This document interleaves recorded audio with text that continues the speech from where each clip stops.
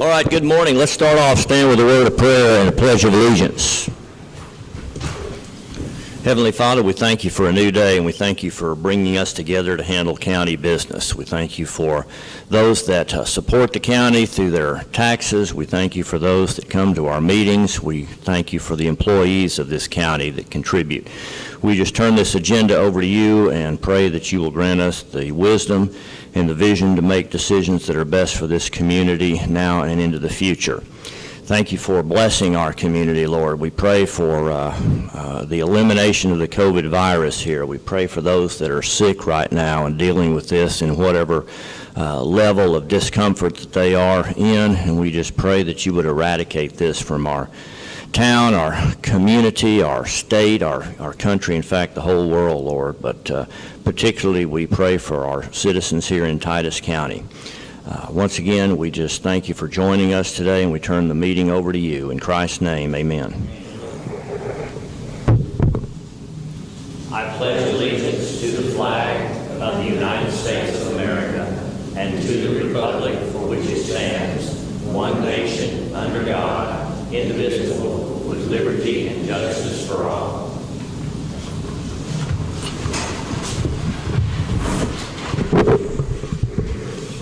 All right, welcome to Commissioner's Court. This is our second regular meeting of the month. This is the 20th of July, 2020, the 27th of July, 2020, just after 9 a.m. We'll begin with our public comment time. Public comments or requests for information, non-agenda items. Anybody would like to address the court at this time? Yeah, come on up.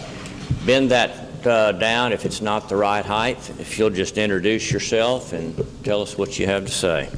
Good morning. My name is Jessica Durantes, and I'm a graduate student. Let me get you to maybe remove your mask. That's okay, so we can hear you better, because we're going to have a hard time here. There you go. Good morning. My name is Jessica Durantes, and I'm a graduate social work student at Texas A&M University Commerce. I'm here to present on the issue that is happening in our community with drugs. So according to the 2019 Mount Pleasant Police Department annual report, we had over 190 felony arrests for a controlled substance and over 38 misdemeanor arrests for possession of a dangerous drug. So my proposed solution to this problem would be an implementation of a drug rehab center. The nearest one is in Silver Springs, and that's over 30 miles away. So with this program, we are able to provide support and treatment to our community members to help them reintegrate back into our community, and in hope of them being a more responsible adult that will also contribute to our economy. That is all I have. Thank you. Well, thank you. Tell us about, are you working on a master's program or undergraduate? What is your degree in? Social work. Social work, okay. Any ideas how something like this gets started? Who pays for it? Things like that? So I think some of the money that's already going into the Mount Pleasant Police Department, maybe we could help. I know we don't have a lot of funds in mental health, so it would be a little bit hard to get started from that end. Okay. Well, thank you. You're writing a paper. Is that what this is about? Yes. Okay. Did you get my message when I called you back? Yes. Okay, good. Well, thank you. Where do you live? Here in Mount Pleasant. Here in Mount Pleasant. All right. Well, thank you very much for coming. Come anytime. Thank you. Anyone else? Item 2, consider and possibly approve minutes from our last meeting, July 13. Make a motion. Motion to accept the minutes from July 13 meetings made by Commissioner Applewhite. Second. Second, Commissioner Parker. All in favor, say aye. Aye. Item 3, report from commissioners regarding roadwork status. Commissioner Parker, you ready? We started out today. Last week we finished up a couple of roads and that we were working on, and got another one going 4315. Got some work done on it. This morning we started. 3 of the guys started helping Al out on his precinct with some seal coating, and my other guys are doing some side cutting out here off of 67 out here. So we hope to finish that up maybe this week. That part of the side cutting, we've got to move to the south end after we get through with that. But that's where we're at right now. Thank you.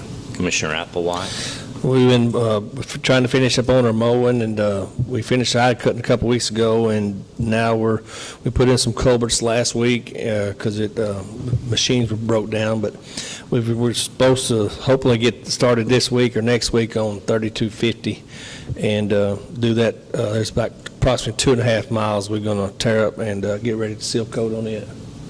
And but we've done a lot of patching last week, so trying to catch up on that. Thank you. And helping Al on got 2 guys this morning, went to the Al, help him on there, his chip sealing. Okay. And we're in the process of chip sealing. This morning, the chipper machine, a cable broke, so they're all standing around out there right now waiting on the entire mechanic to show up. Hopefully he can fix it. So they're all sitting there, the whole crew, including the help from other precincts. How much are you trying to get done today? Well, we had enough to last us for 4 days. We had about 10 or 15 miles, somewhere in there, to go, but we thought a week, and then let us prepare again, and then I think 3 or 4, what's it, next week or whatever, but we start. So I don't know how long it'll take them to get the machine. We're sitting there with the oil now. We don't know whether to take it back and that's the expensive part, is that emulsion they use on the thing. So that's where we are, and other than that, we've just been preparing roads and patching holes, and I might add, we 1,200 a part that was mined from the coal mines in the past has just been a constant battle. 7.5 years I've been here, and I've talked to TXU, and they're going to pay for the materials, and we're going to rehab it. It's 1 mile and 1/10. Maybe just rebuild the road. It just sinks. It's a constant battle. It has been. And we spent $45,000 on the search fund 5 or 6 years ago. It didn't make any difference. So anyway, we're going to try to redo it differently. And that's been our big project the last couple of weeks. Commissioner Fitch. All right, I've been working on some base failures on some roads I want to do some chip sealing on. Is 2918 and 2912, 4530, and 1150. And we moved over into the north side of the precinct, north of Highway 67 mowing. Have about probably 2 weeks. I'll be done mowing for a while.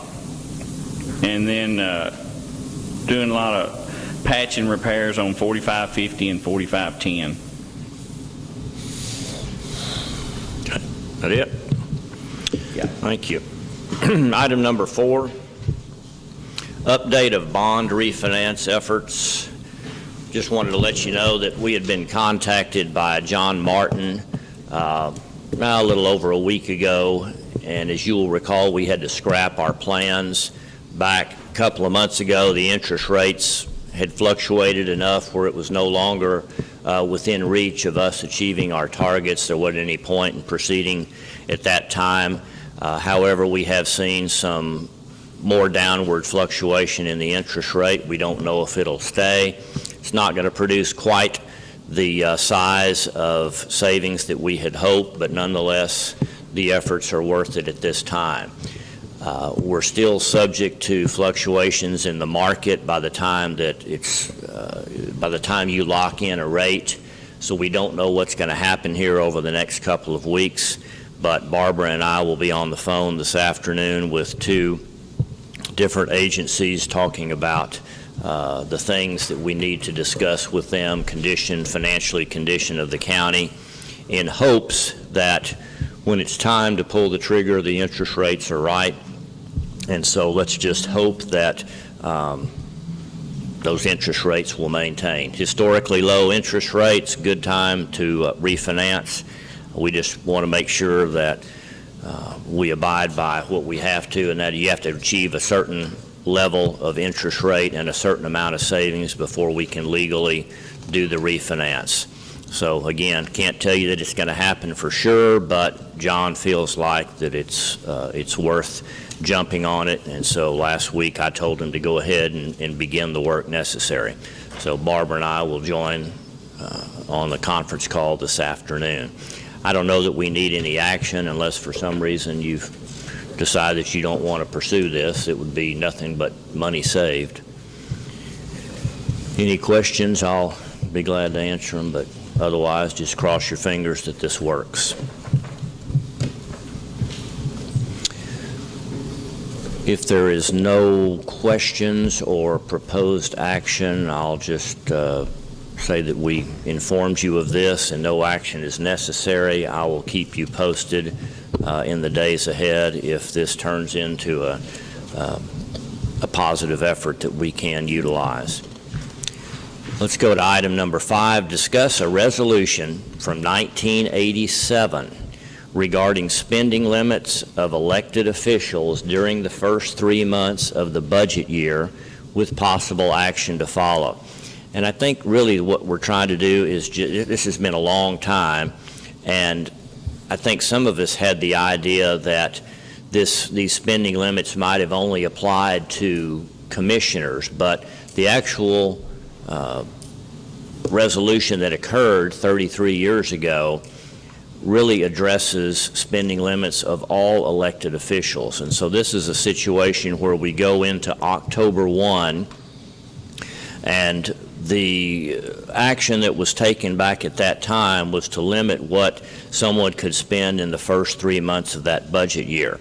I believe that it was an effort to ensure that anybody going out of office at the end of that year would leave enough money rather than spending it all up in that first quarter. So the first quarter of the budget year would be their last quarter of their term. So let's just kind of refresh ourselves on this. Again, this was back in 1987. Let me read you some of these excerpts from that.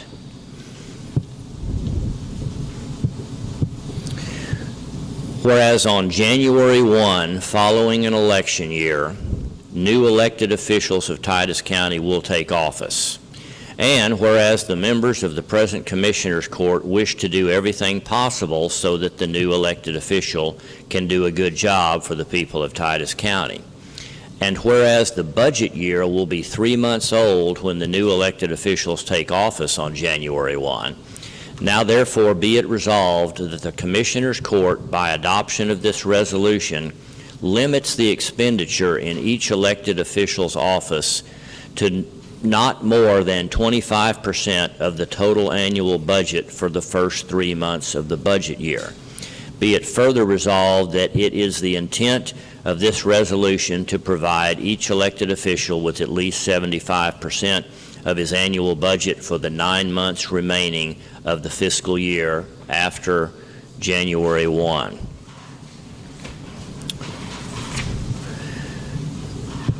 Any questions about, I think it's pretty straightforward. I just want all elected officials to understand this was something that was put into effect that doesn't just affect the road commissioners, but it affects everybody. Seems to make sense.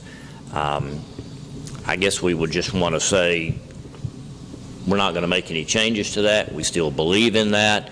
We still want that to be the policy of the county.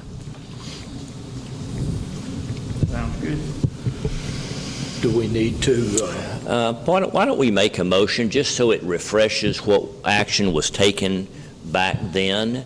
And I would suggest maybe a motion, just, we concur with the actions taken back in 1987 and still believe that policy to be best for the county.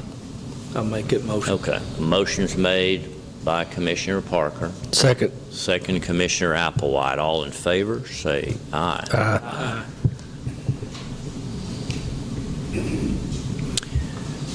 Number 6, discuss Texas Department of Motor Vehicles fees for the calendar year 2021. This is something we do each year. I don't know that any changes are necessary. This really talks about the $10 fee that the tax assessor's office collects. We've got a variety of fees, or a variety of different levels: passenger vehicles, trucks, trailers, travel trailers, regular vehicles, weight-based registration fees, motorcycles. The only thing that you could potentially do, I'm not suggesting it, but you have that option. We discussed this several years ago, and I'll get to that in just a moment. But the county road and bridge fee may not exceed $10, and fees collected must be credited to the county road and bridge fund. That is still the maximum, and we are currently at that maximum of $10. You have an optional fee called the child safety fee. That's from Section 502. It may not exceed $1.50. Some counties went with 50 cents, some $1, some $1.50. That revenue must be used for school crossing guard services, and the remaining funds must be used for programs to enhance child safety, health, nutrition, including child abuse intervention and prevention, and drug and alcohol abuse prevention. We had a discussion here. I think we had CASA was here, Titus County Cares was here, and they were encouraging us to consider that $1.50 to help fund some of those operations. And the decision back then, as I recall, was really the county shouldn't be imposing additional taxes that are used for these type items, basically donations to nonprofits. That's really the only option that we've got here. We just want to ratify that $10 once again and make sure we don't want to lower that. Certainly don't suggest that you do that. And again, to let you know, you still have that optional $1.50. But I need to tell the state what we're going to do. Well, I make a motion we renew the $10, but I would not do it to $1.50 at this time. All right. Motion's made by Commissioner Riddle that we ratify the current $10 road and bridge fee. Second.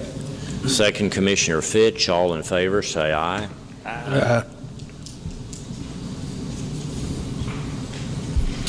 Consider and possibly approve a revision to the Employment Policy Manual to reflect changes to compensatory time for road employees. We voted on this at the last meeting. I just want to make sure that you are happy with the wording here.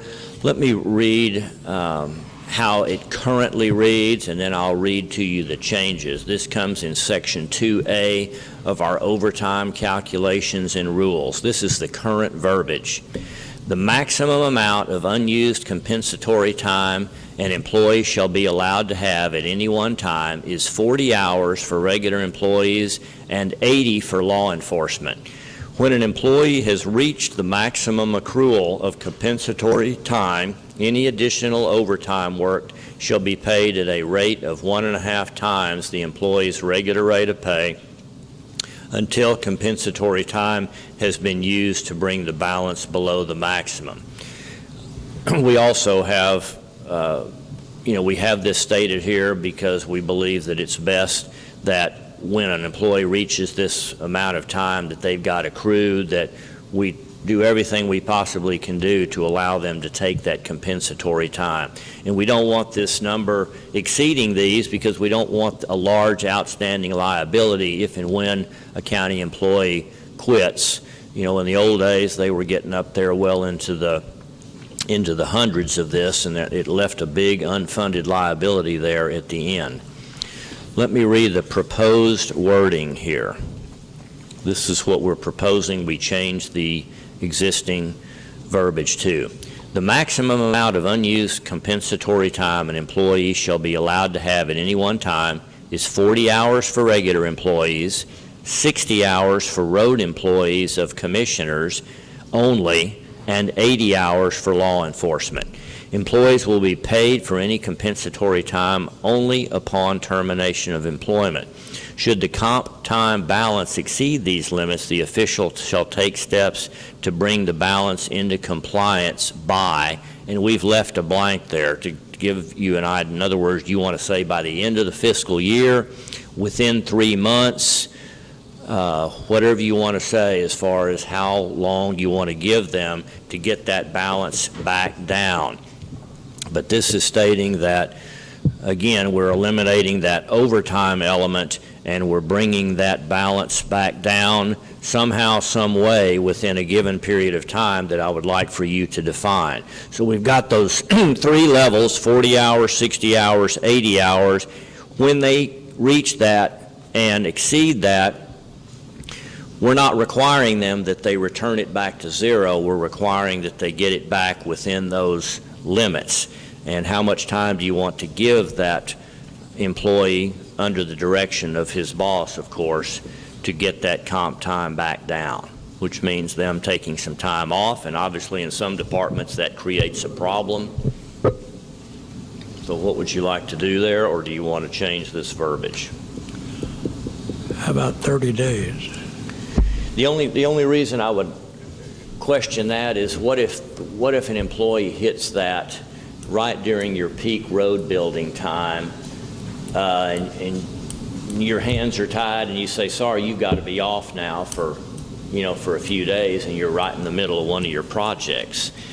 I'm going to say that that's probably too short a time. You could catch the sheriff's office right in a crunch time where they're short on employees and put them in a bind there. I mean, this is why we have the problem that we have with comp time and why we allow it to go so high, because there are certain times of the year, there are certain departments that have a hard time keeping employees from having this comp time created in the first place.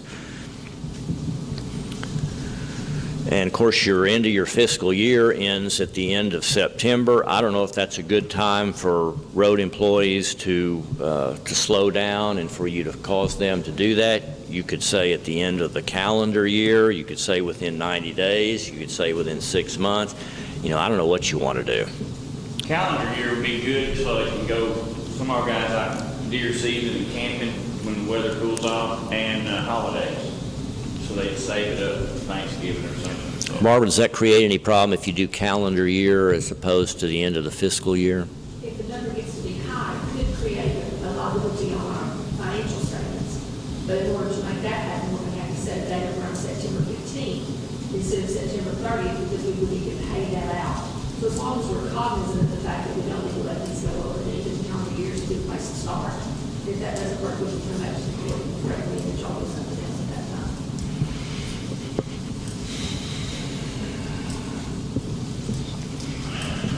So how about that? How about we keep this wording, and it would say, should comp time balance exceed these limits, the official shall take steps to bring the balance into compliance by calendar year end. Is that September 30th or? No, calendar year end would be at the end of Okay. December, and that way, like John's talking about, you get into Yes. your slow time, for at least for you guys. I don't know that sheriff ever has a slow time, so that's going to probably be the biggest burden there.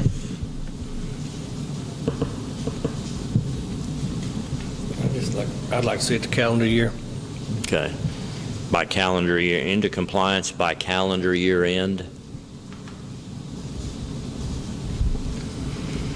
Make that motion. Motion's made by Commissioner Applewhite. Second. Second, all in favor, say aye.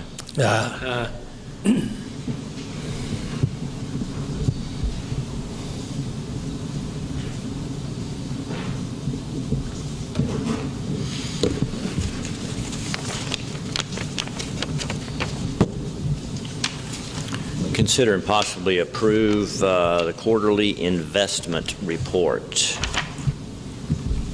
Everybody should have a copy of that.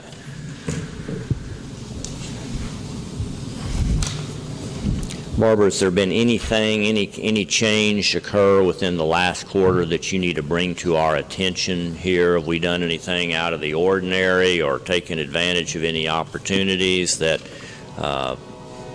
we should know about? The balances appear to be pretty close to where they were. The bank's continuing to pay us an interest rate that's higher than what we could get if we purchased certificates of deposit, so all the funds are in money market accounts. Okay. So the increases we see here from March 31 to 6/30, total account balances went from $21,822,000 to $20,923. We've got FDIC coverage is adequate. Market values have gone down slightly. How do we account for that? Just we've cashed in something in the meantime? Yes, sir. So we've cashed in CD which is typical of what we do as needs arise. We keep that money working for us with interest as long as we can, and then as needs arise, we utilize that money. We continue to earn interest on a pretty large sum of money, and we're adequately covered with FDIC insurance. And Titus County uses the Bauer financial website to monitor bank ratings. Guarantee Bank continues to have that 5-star rating as of July 7th of this year.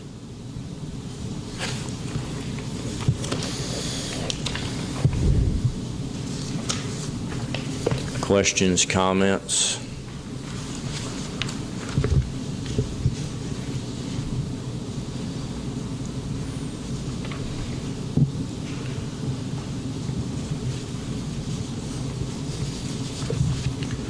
Make the motion, we approve the quarterly investment. Motion is made by Commissioner Parker to approve the the quarterly investment report. Second. Second, Commissioner Applewhite. All in favor, say aye. Aye. Item number 9, approve oral and written reports. Those have been provided for you by Barbara.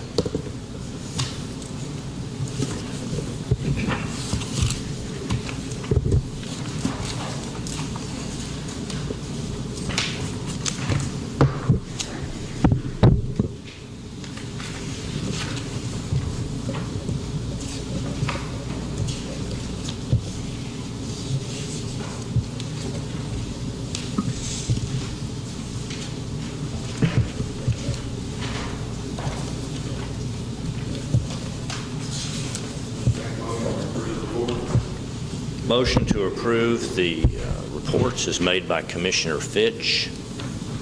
Second. Second, Commissioner Parker. All in favor, say aye. Aye.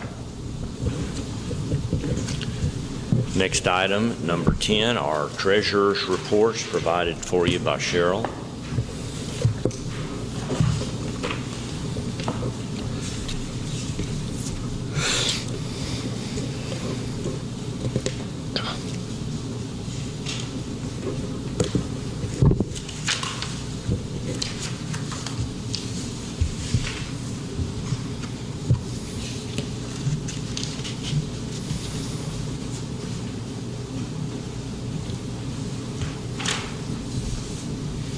Make a motion to approve. Motion to approve treasurer's report, Commissioner Applewhite. Second, Commissioner Fitch. All in favor, say aye. Aye. I'm going to pass these two reports to you for your signature.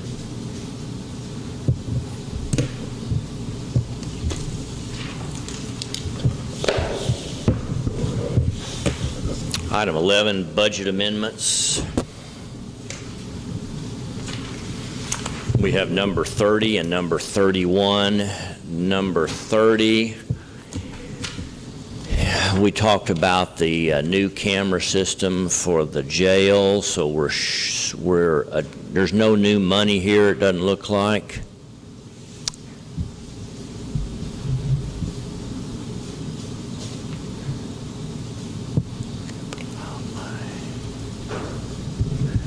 Barbara, anything we need to know especially on this?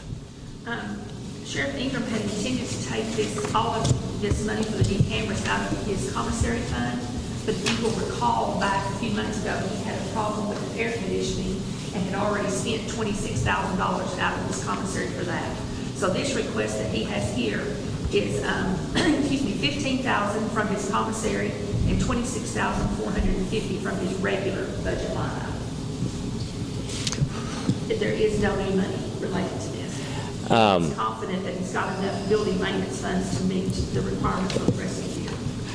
So his commissary, are we cleaning out that commissary fund with this nearly? He'll still have a little bit of funding left in there, but he's got a part-time employee that he has to pay from that. So he's set aside funds within that to still have funds there to meet the requirements for the remainder of this fiscal year. Okay.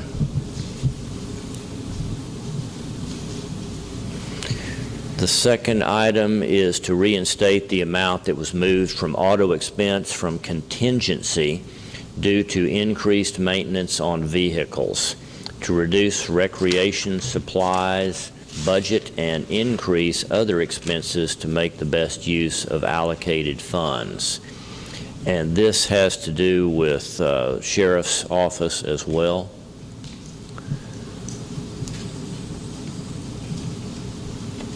We discussed this in our budget talks the other day. That's pulling $15,000, putting $15,000 into auto expense to create an ending budget amount of $30,000. So it essentially doubled that, and pulling it out of his contingency.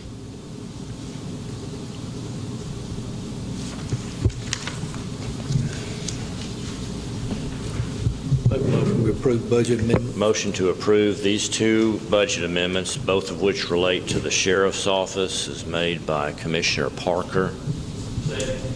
Second by Commissioner Fitch. All in favor, say aye. Aye.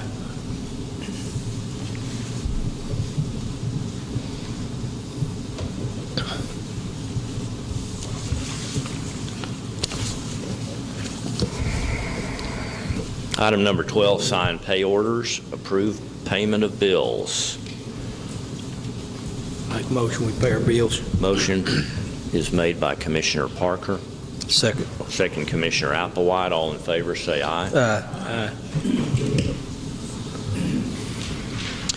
Item 13, we're going to go ahead and do closing comments. I don't know how long we'll spend with District Attorney-elect David Colley, who's with us here today, but we're going to do that last. So if there's any closing comments by any commissioners at this time, we can discuss that.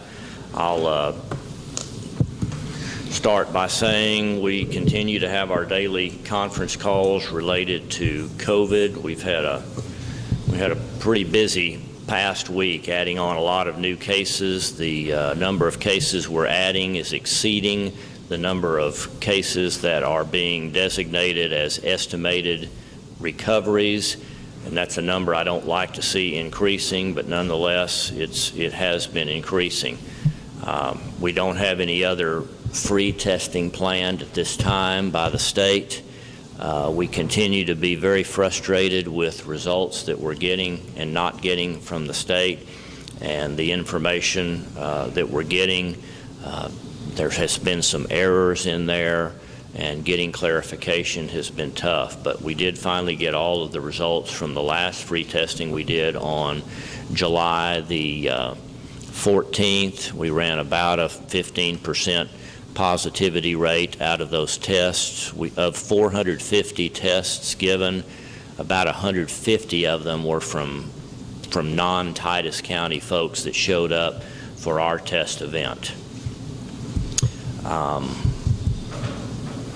I don't know what the hospital stats are for today, but I do know that surrounding neighbors have got fairly full hospitals and ICUs, and this isn't just COVID patients. These are other patients that are competing for that space in these hospitals. And so when you hear about hospitals and ICU beds being full, keep in mind it's not just COVID patients. It can be primarily, and the majority of which can be non-COVID patients, but either way, it still stretches staff. And I know that they're seeing this in Texarkana. Fortunately, we have not run into a problem here. We hope that it stays that way. Okay, closing comments. I'd like to address the fact that our citizens complain bitterly about tax increases, and they seem to blame it. Some employees here in the courthouse have told me, look at this tax appraisal district made our taxes go up. I'd like to make it clear that they set the values, and we can protest the values and so forth, but you're looking at the 5 people, these 4 commissioners, the judge, that increase your taxes or decrease your taxes. It's not the appraisal district. And to blame it on them is an error that people should be aware of. It's us. Like, we've increased our spending since 2013 in the county 35% to 2020, the difference in the budget. That's not including the bonds that we all voted for, about $6 million. Doesn't include those bonds. I'd just like to make that clear. I just had a recent employee tell me that appraisal district run our taxes up. They don't have anything to do with our taxes. We can only collect so much. If the tax rates go up, the values go up, we have to lower our rate to cover our spending. The law is we have to have a balanced budget. So if we set up spending and keep adding things to the budget, we're going to have to raise your taxes. That's it. They should be aware of that when they vote for commissioners. This is where your tax rate comes from, just for the record. Okay. Commissioner Applewhite. We have a situation come up between, we got from Titus County and Franklin County, an agreement that they pay us $100 a month for veteran services. I just want to know what we need to do, because we don't have a veterans person here. What should we do with the $100? Send it back or cancel it or what? We need, Cheryl needs to know, because they send her checks and she needs to know what we need to do with them. I'll put that on the next agenda. That seems reasonable, that they should not be paying us for a service that we're not providing for them. They need to, find an alternative source for assistance there, and I'll get that on the next agenda. All right. Okay. That's all.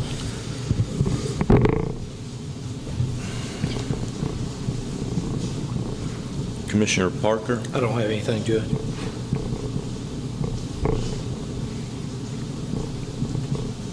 Commissioner Fitch? Okay.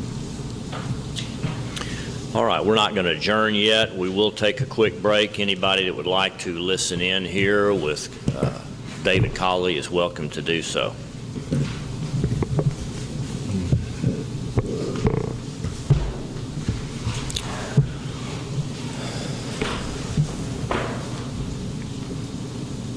Well, sounds like everybody's interested in staying. Why don't we just begin? We've had a short meeting. We got plenty of time for you, so come on up, David. Thank you for being here, and David was not able to attend our budget workshops last week, so he comes today, and we discussed some fairly substantial needs that he feels like he's got. So, turn it over to you. All right. Does everybody have a copy of what I dropped off for the budget meetings a couple weeks ago? What all do you want them to have, and I'll provide copies to anybody that's the 3 pages? 3 pages is the initial page that given out by our office. 3 pages for a page that. Anybody not have 3 pages? Okay. Took mine out of the truck the other You day. need 3 pages, Al?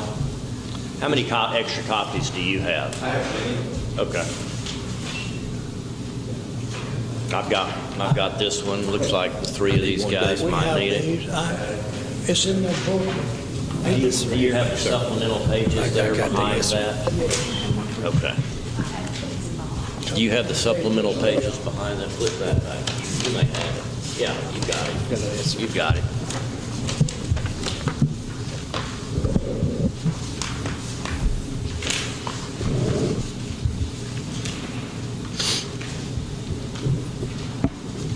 All right, y'all know, I take office in January,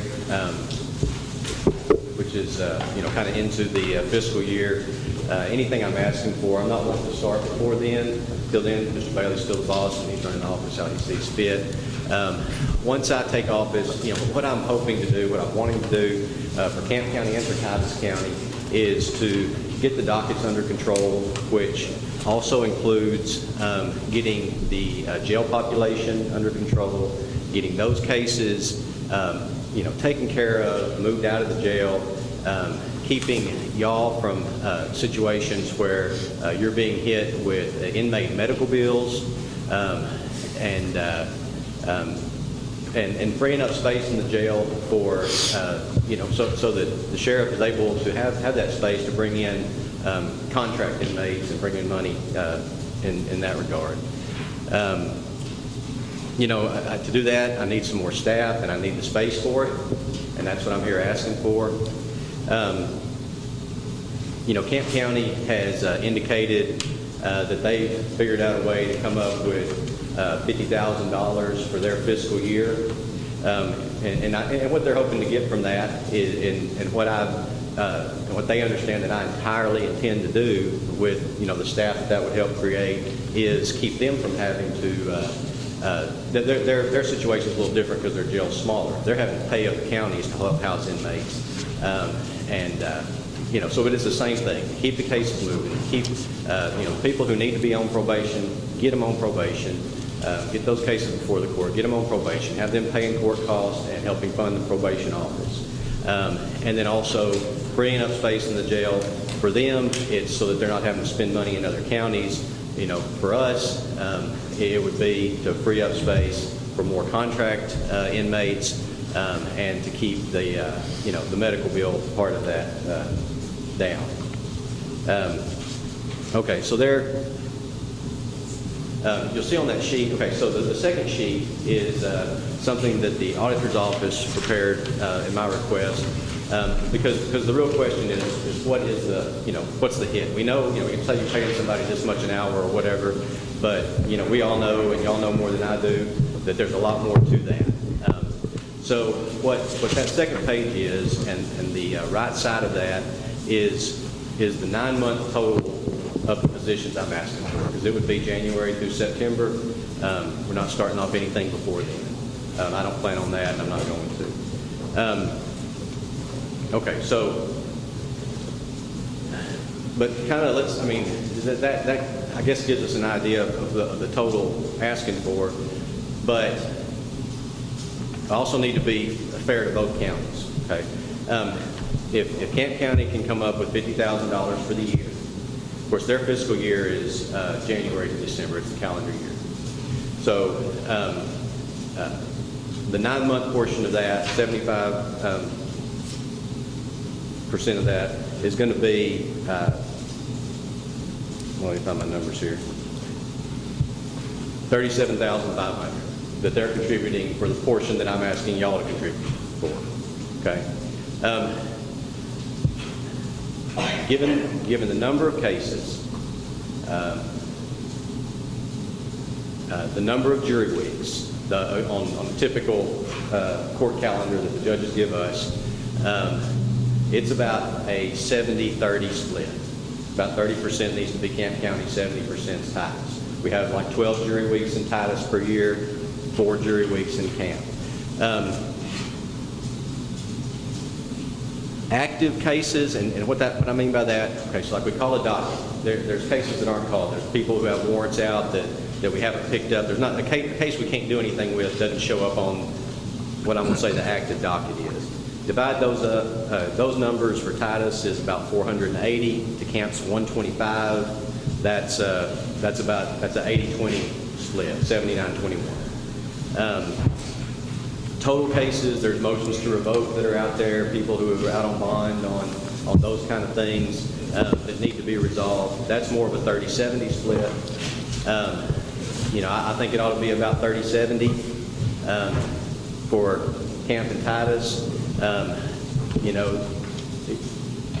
They might want to say they're not saying they're not complaining, but I mean they're 80-20. But there's been more murder cases over there. There's more pending over there. So there's big stuff to handle. So I think 70-30 split ought to be good, and I think that weighs a little bit against them, but that's based on the difficulty of cases. I mean, they have more. In the past several years, I've tried 4 murder cases over there. I've gone almost to a jury trial on 2 others. We have 3 more pending. Over here we have, in the past couple of years, I think we got 2 pending, and we've had about 2. So 3 or 4 cases over here, 3 or 4 murder cases. And I just say those are the big ones. I mean, of course, sex cases are involved, and then there's, intoxication, manslaughter case. I mean, any kind of something that's not your run-of-the-mill drug case, and even those require work. So I'm asking, we know it can't end it. I'm asking y'all to, proportionally match that. Will you kind of give us a history of, this is basically a staffing request. Yes. Go over for us maybe the last 5 years of staffing in that department so that we've got an understanding of where we've been, where we are now, what you're trying to get to. Okay. A few years ago, Marcia Brownlee retired, but up until then... And we don't know all these names, so okay. Kind of tell us... She was our secretary. She retired before, so 5 years ago, she was in the office. It was me as the assistant DA and Chuck as the elected DA.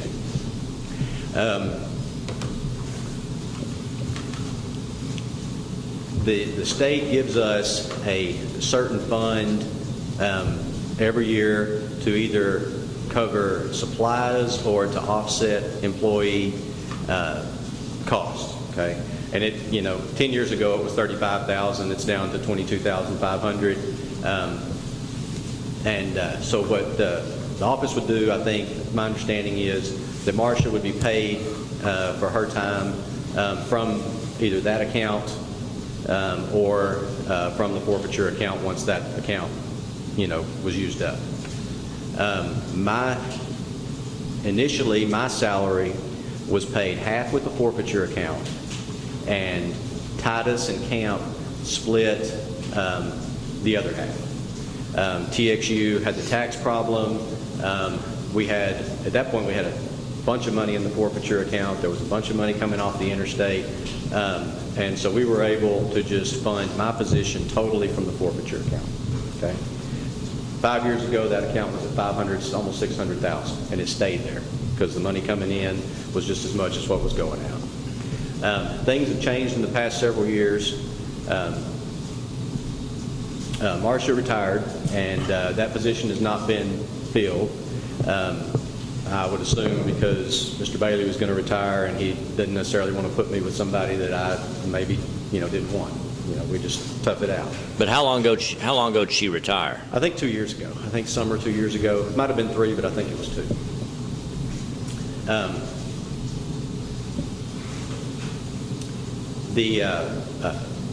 The forfeiture money is not coming in off the interstate like it used to, and that fund, y'all can look back, but it has just steadily decreased and decreased.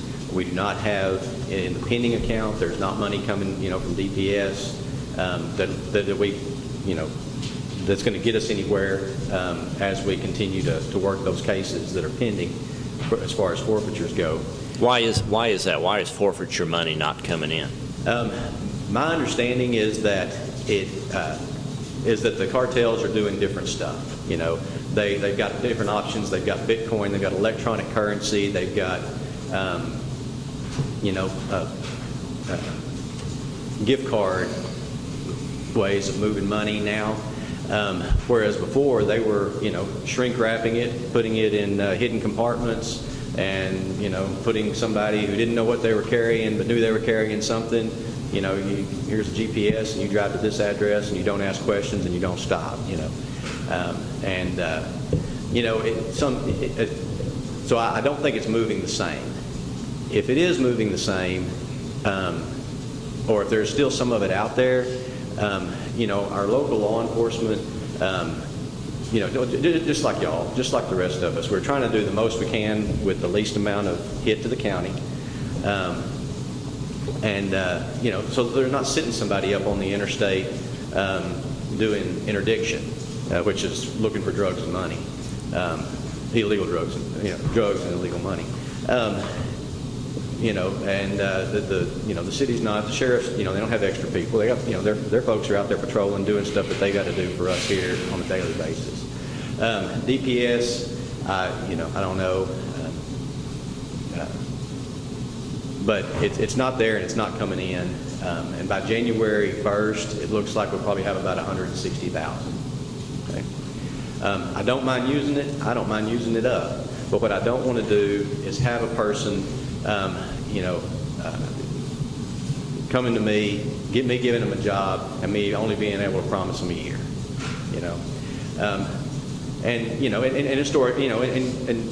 That's a courtesy that y'all given, to your employees as well, and it's the right way to treat somebody. So I don't want to, I don't want to put somebody in that situation. That's why I'm asking y'all for some money. I'm willing to pitch in forfeiture money, but I've got to have more staff to accomplish the things that are weighing on the county, and to alleviate some of the stuff y'all are having to pay. Well, let's talk some more about that and explain. You've explained 5 years ago you had 3 people, one of whom was the secretary, yourself, D.A. Bailey. Mm-hmm. Then you lost your secretary 2 years ago. You've been functioning without a secretary. Explain to us why you can't go on at that level, because here you're adding 3 more people than you've had for the last 2 years. Mm-hmm. You're adding, well, we're still going to have a DA and an assistant DA, and you've included the assistant DA here in this payroll, so you're really showing the addition of 4 people. This past year, how much of your salary was funded by that forfeiture fund? All of it? Mine's 100%. Since TXU, the first thing, as soon as TXU, contested their taxes, the first thing that went was the county's contribution to my office. And I understand that, because at that time we had a forfeiture account sitting there with $500,000 in it. And so that's, that's a reasonable thing to do at that time with those funds. And so since then, that's been how it's gone, and that's in the current year we're in right now. How much of your salary is paid for with forfeiture fund? All of it. All of it. Yeah. So you're thinking that come the end of this calendar year, based on the numbers you're giving us here, none of the ADA will be paid by forfeiture funds. That's how this is reflected. That's how that's reflected, and that was before, that was before I knew what Camp County could do, here's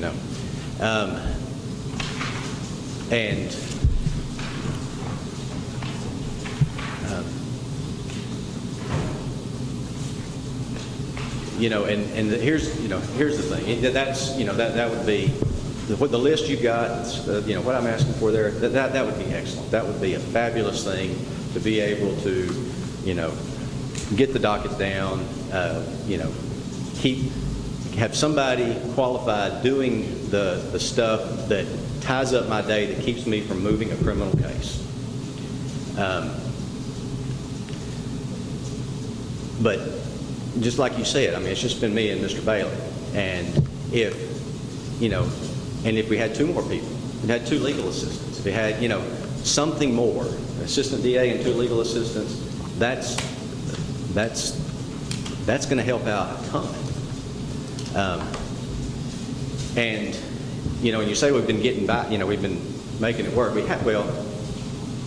haven't gotten in any, obvious bind, but the docket has grown. In the past couple of years, the jail roster was going from about 100 to 115 before COVID hit, and we're just letting people out of jail for no reason. It was like at 150 and 160. And so, it's a 200-bed jail, but the way they got to move people around, and that limits what they, some people can't be with other people, and you got these medical cases and those sorts of things. 3 years ago, you spent about $10,000 on inmate medical bills, as of June of this year, you've spent about $50,000, or you've been, or would have been billed for about $50,000. I don't know the timing of how those get paid, but that's reflective of the docket backing up, the jail, heading towards capacity, and that's, the amount of work that Mr. Bailey and I accomplish is pretty amazing, because we're diligent and because we, just stay on what we're supposed to do. But it's not enough to keep those sorts of things from happening. It's not enough to keep the sheriff from being in here asking for more money for jailers, for y'all getting hit with these medical bills, from getting people to trial that need to go to trial, getting people pled that need to be pled, getting them out of the jail, and so that's. Well, explain what each of these different positions would do. I think a receptionist, we understand that. I think a legal assistant, you can kind of tell us what level of person that would be, what their responsibilities are, and then tell us about, you've got a $47,000 investigator that you've never had before. John Coburn has an investigator. Explain to the court what an investigator would do for you. In other words, you're asking for a whole lot here. Explain to us what each of these people does and what will be the net benefit to the county. You've kind of covered what some of those are, but why do you need this much more? We're adding 3 people to 2. I mean, that's a big increase. Tell us what they all do. Okay. So any case that comes in these days, every officer that shows up has a body cam going. Phones that get seized, they get warrants for them, and there's so much, incriminating and investigated information on our cell phones. Those phones get dumped, and there's, tons of information that has to be gone through. The videos have to be gone through.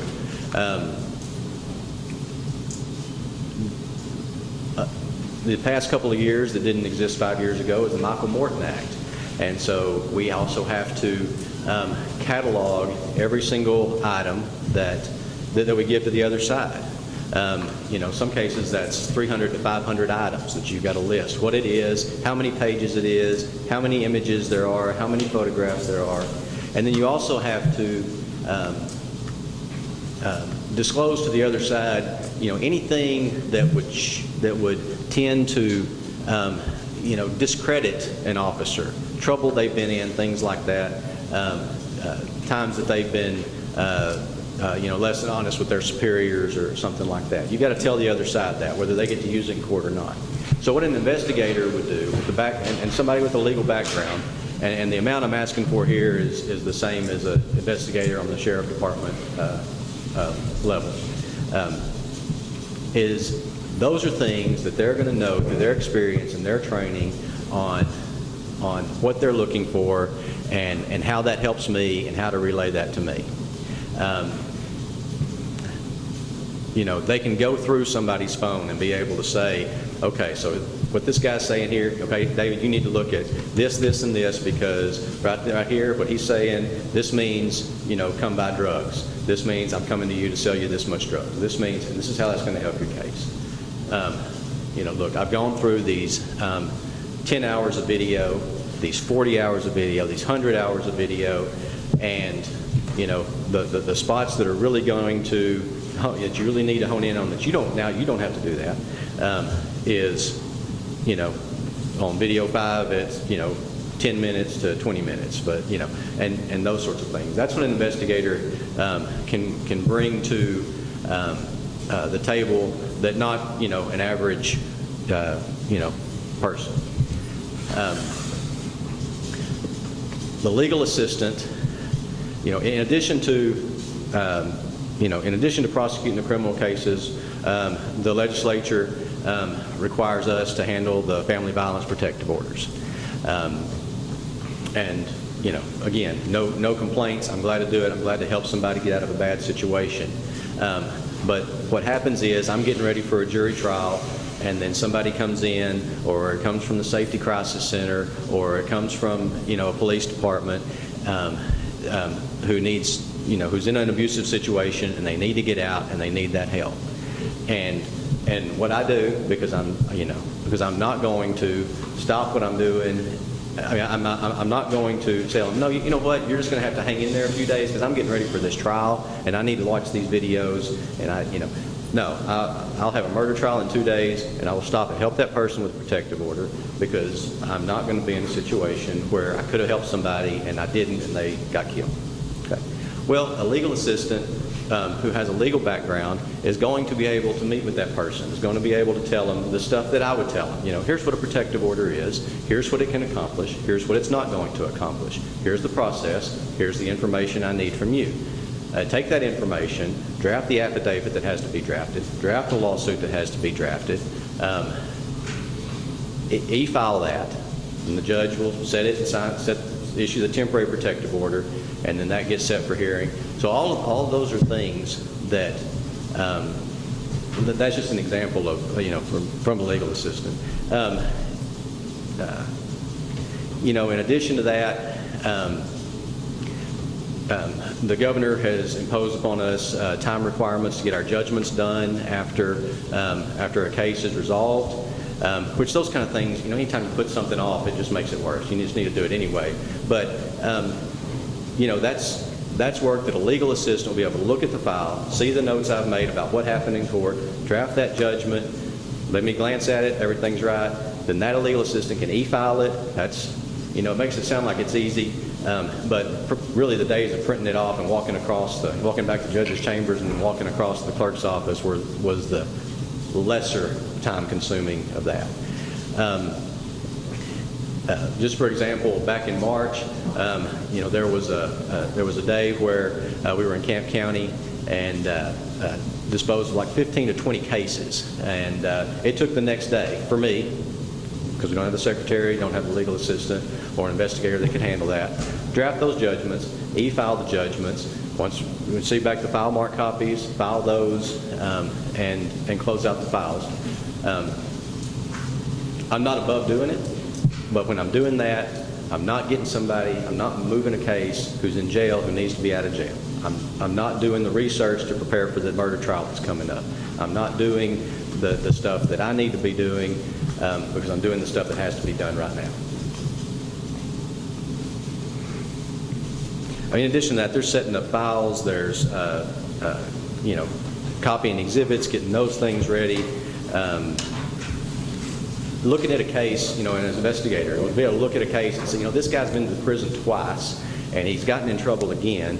We can send him away for a long time, but we need to get the pin packet, we need to get his fingerprints from DPS. An investigator is going to know that and be able to take the initiative and do those sorts of things without me stopping something that moves a case, that moves somebody out of jail, either to probation or to the pen, to draft this letter, to draft this request, and send it off to TDC to get the pin packet, and send it off to DPS to get the fingerprints, and those sorts of things. There's tracking down witnesses. There's figuring out where to where a citation for a protective order needs to be sent, or where a subpoena needs to be sent, so that person, will serve it. So, for example, somebody's in Dallas County, they've got constable offices all over, and they each handle their own area, and that's, sometimes that's 30 minutes worth of phone calls to figure out, where this needs to be sent, so that person will be served with a protective order, so that I can tell the clerk's office so that they know where to send it. There's all kinds of legally based stuff like that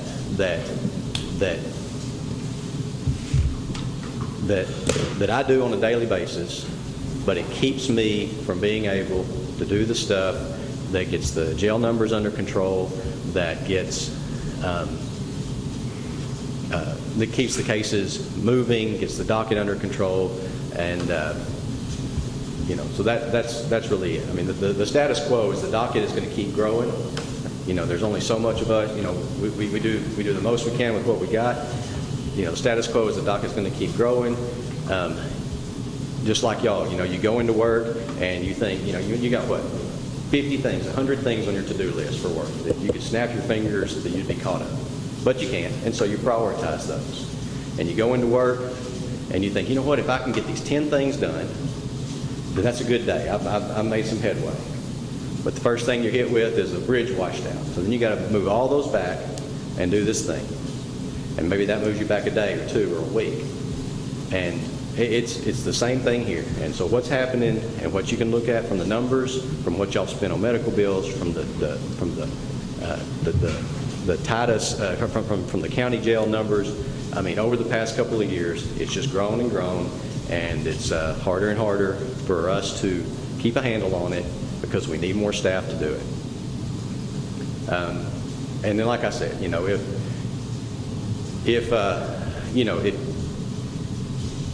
if y'all are able to, come up with, a way to, proportionally match what Camp County's doing, that's not going to give me everything I'm asking for here. But it will put me in a situation where I can hire an assistant DA, I can hire a couple of legal assistants or a legal assistant and an investigator, or 2 people who can help manage this work. The rest of it can come from the forfeiture account, and then we can run that $22,500 back through the county. That's the way most other counties do it, and that way, y'all aren't coming up with a ton of money out of nowhere. The forfeiture account is being spent but not being automatically depleted in a year.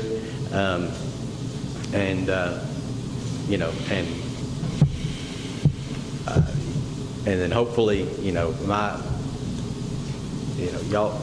know me, I've got some energy. I want to, make good on that investment for the county. The $22,500 state supplement, that's the state supplement for the ADA? That's the state supplement for, okay, so it's just something from the state that we can use to offset employee expenses or office supplies, okay?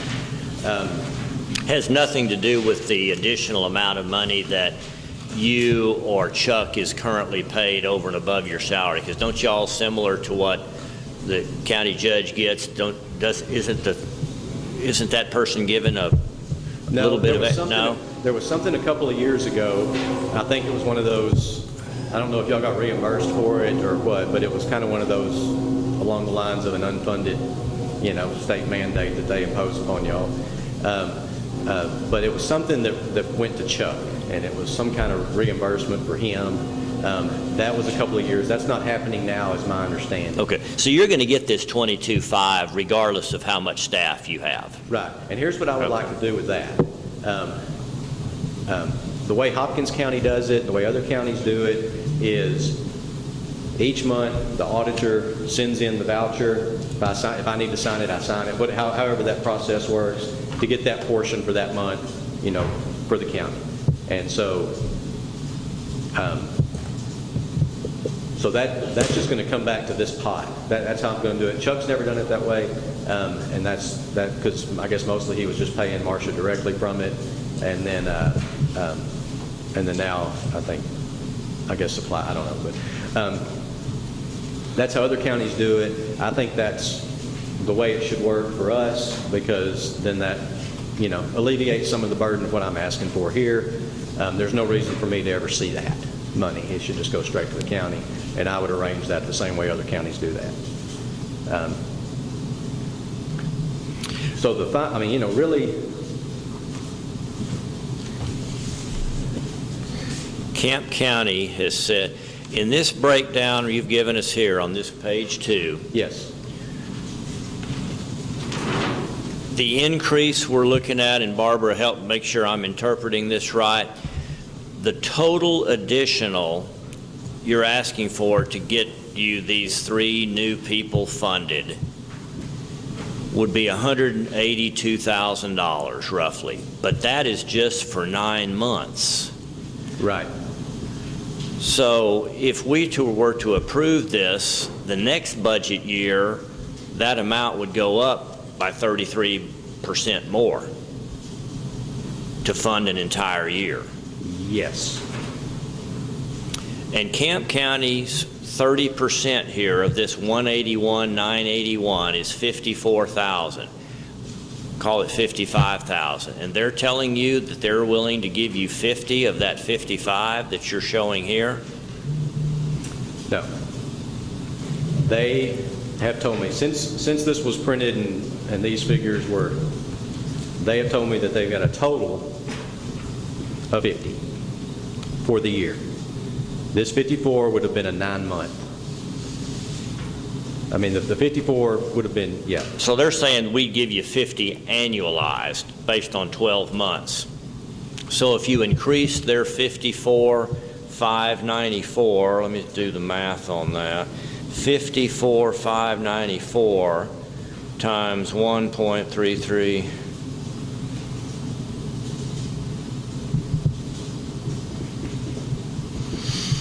Would be 74,000. No, we need to work backwards from their 50. Okay. They got 50 for the year. So the 9-month part of that is going to be 37.5. Okay. So this is not going. The numbers here are not going to work without Titus being unfairly hit. Okay. And I recognize that. When this was figured, okay, so what I did on this sheet, I took the numbers I'd asked, the personnel I'd asked for, right? Including, whatever else, supplies, CLEs, and had a total, and then I broke down that total 30/70, okay? Well, we know that Camp County is not going to be able to do 55,000 over 9 months. Because this is wish list. The reality that we know now is that they're at 3750. So their 30% for 9 months is 37.5.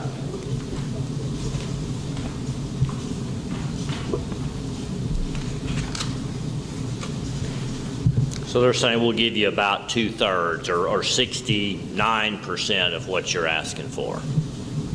Right. Okay. So that 127 has got to come down too, right? I mean, you don't need their burden. I mean, I'm juggling, my obligations to both counties and going by what I've come up with is fair based on docket numbers and the amount of work. So that's going to be like 87.5. That's what I got. And that gives me, and if we say we take off, forget the supplies, CLE comes from forfeiture, supplies come from forfeiture, take their 37.5, your 87.5, add in the 22,500. That gives me an assistant DA and 2 people to help. Maybe not the investigator, maybe 2 legal assistants, but 2 qualified people who can do the work.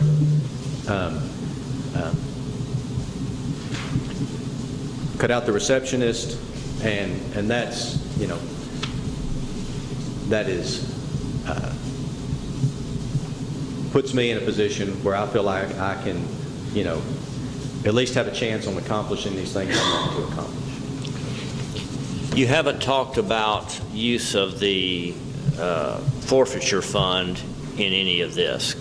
How would you propose using any, some, none, all of your forfeiture fund in this picture? Would use the forfeiture fund for supplies, for continuing education for the staff. So you've already taken that into consideration. Yeah. It's just not reflected here. Right. Okay.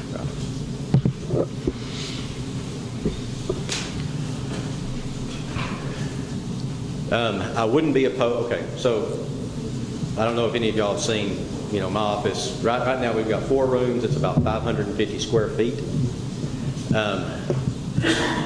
You could fit 4 people in there, but it's not going to be pretty. It's not going to be work conducive. There is the old tax office. There had been some talk about if we have a cut through to the probation department there. If that was walled off and made a hallway, everything north of that would be about 1,250 square feet. That would be much more conducive to our needs, and let's say we have 4 people in there working. In addition, we need some kind of security on the office. Just anybody, regardless of where it is, they don't need to be able to just walk right in. I've had situations where somebody who's a little off, who we've taken a gun from as part of evidence, has been in my office, standing across from my desk, demanding his gun back before I could even stand up. Those kind of things don't need to be happening. So there needs to be some kind of security and some kind of more reasonable office space. And again, I don't mind helping contribute to some stuff with the forfeiture funds, but once those are gone, then I'm back here every time I need something. We need to go to CLE, we need to, a copy machine, whatever else, whatever supplies we need, whatever. Then we're back in here asking y'all for it. And then obviously if something were to change, if something were to change in the forfeiture, we can always each year look at that. I'm not trying to hang on to that for any reason, except that it's something we can fall back on when things come out of nowhere.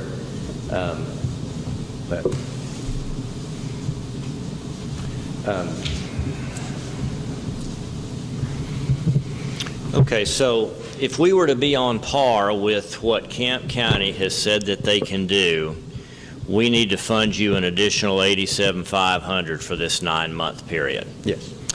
And next year, in order to satisfy that obligation, we would need to fund it an additional $29,000 for a full year. That's just annualizing that 87.5. Right. So it'd go 87.5 this year to cover January through September. Then when we get into the new budget year for 21-22, that would go to 116.6. So we would fund you an additional $29,000 next year. Right. Or, depending on the status of the forfeiture account, then maybe that extra can come from there. But then Camp County's going to say, whoa, they're not pulling their weight.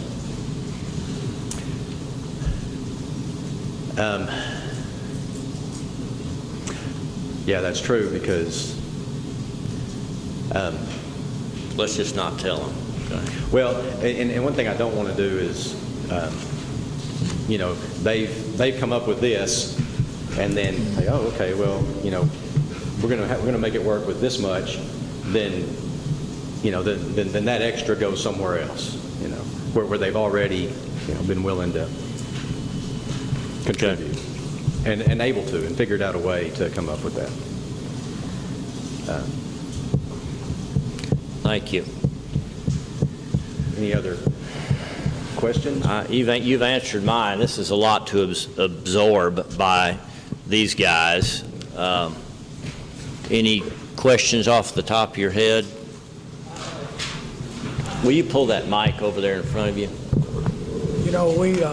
The sheriff says our crime rate is down a lot less than it's been in the last several years, and yet we've been doing the job, it's just from a business standpoint. I know nothing about the law, but we've been doing the job with this, and we'd like to have more to do it, but I don't know that it would make any difference in the outcome.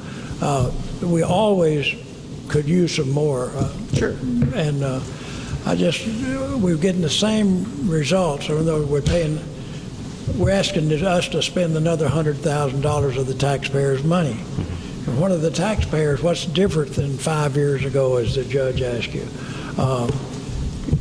We've added, the whole budget, lots of people. Once you add these people in the government, you can't get rid of them. You'll have them for life in most cases.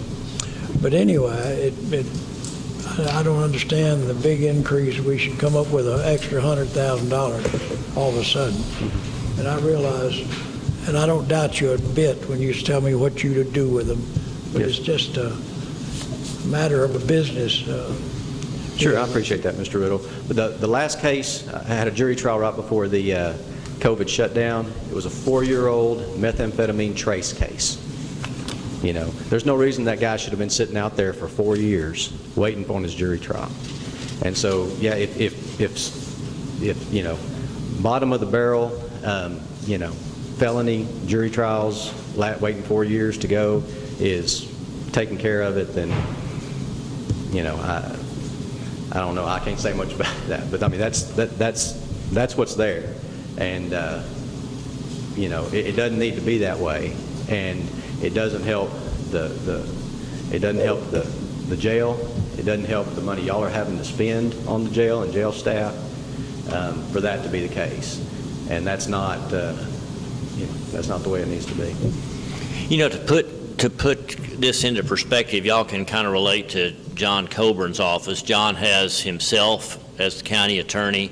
He has a secretary/legal assistant. He has a legal assistant. He has an investigator. So based on Camp County's funding, that would give you not the ability to add 3 new people, a receptionist, a legal assistant, an investigator, maybe 2 out of those 3, which would put your office with 4 people on par with John Coburn's office. Right.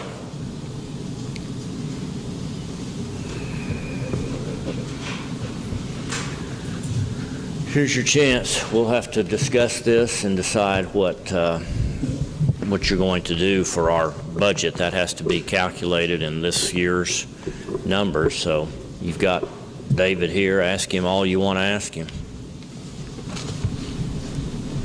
May I ask a question? You may. If you'll pull that microphone up there to you, Barbara. The state reimbursement? Yes. Is that $22,500 annually? It is. Okay. So there's not any. That's right. possible Oh, yes. Right. So Okay. we'd only need to put 9 months in this year? Correct.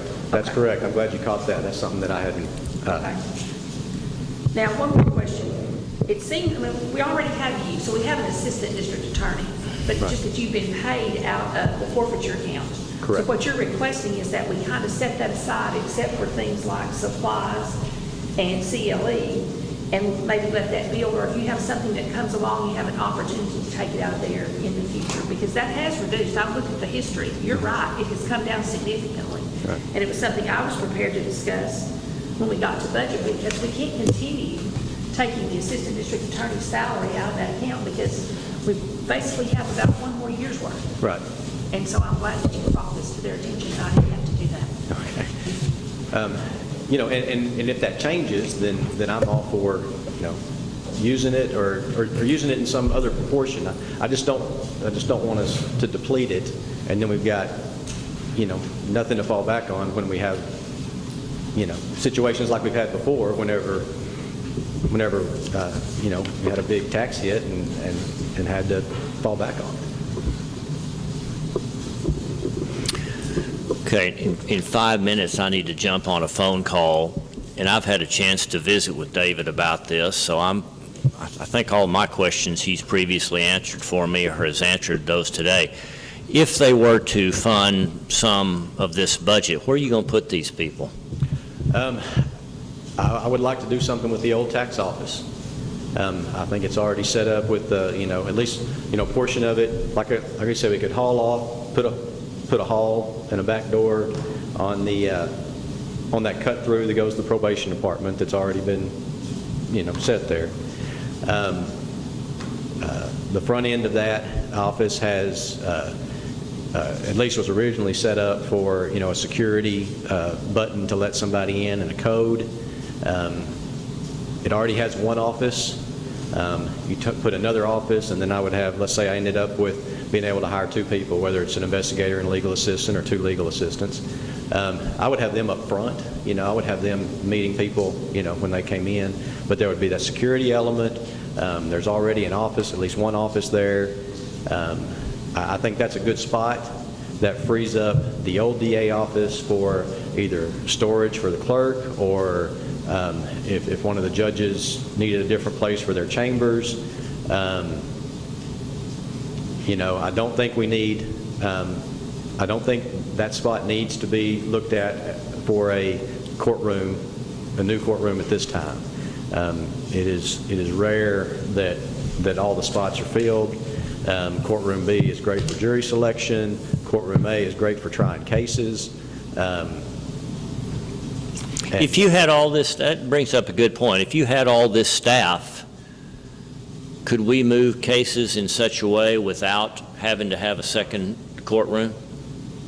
Yes, I think we can, because, you know, the judges make themselves available, and but they're in multiple counties. You know, we need somebody to be able to be handling Camp and handling Titus, and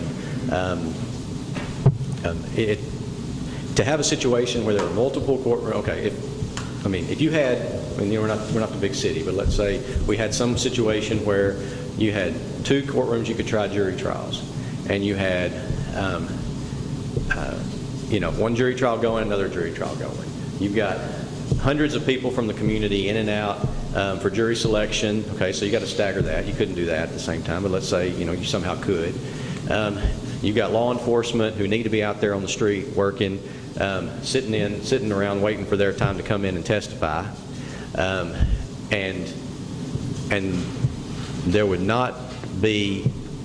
I mean, this would get us closer to being able to be in, you know, 2 places at once, but you're not really going to have, that's still not enough staff to accomplish multiple jury trials at the same time. And these bigger trials, you know, it's strange, and I can handle it, and I've been there, and I've won those murder cases where I'm at one table and there's 3 lawyers and you know, there are experts at the other table, you know, the family says, you know, why don't you have the dream team there? It's like, well, you know, I'm just not going to. I'm going to do it this way. But you know, some of these cases, when you have 30 witnesses, when you have 40 witnesses, you know, you need that extra counsel right there beside you to handle some of the witnesses, to handle, you know, other things there too. With this staff I'm asking for, it would not put us in a position to be able to be in multiple jury trials at once. So different from our push over the last 3 years, 4 years, 5 years to have a new facility over there with 2 courtrooms, that's not a priority for you? That's not a priority for me. I don't think it's something, I mean, now the annex has its problems, absolutely. But that's not a priority for me right now. So we could postpone a remodel or a rebuild of the Justice Center? Yes, sir. Okay.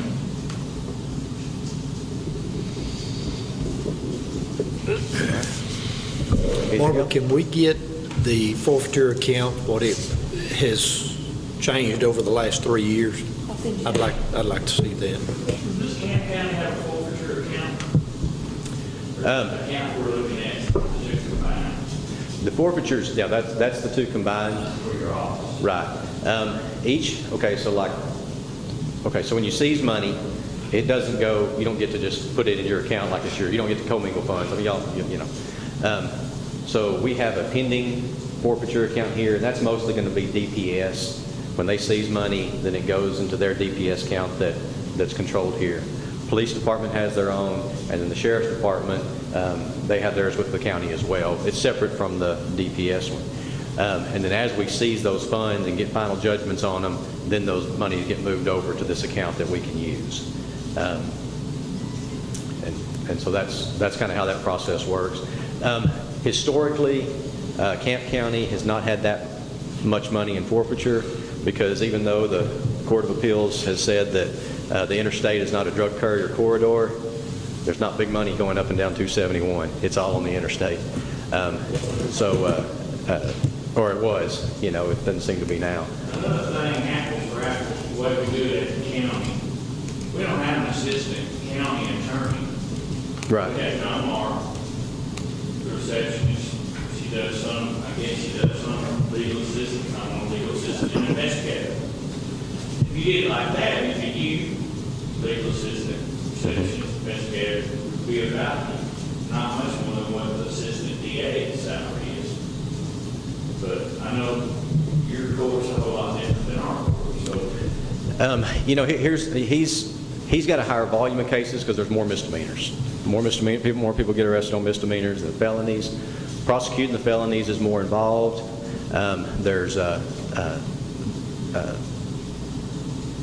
So the fewer cases, could have more work. Is it possible not to have an assistant DA and just have a couple of legal assistants? No. Not gonna work? No. You gotta have that authority.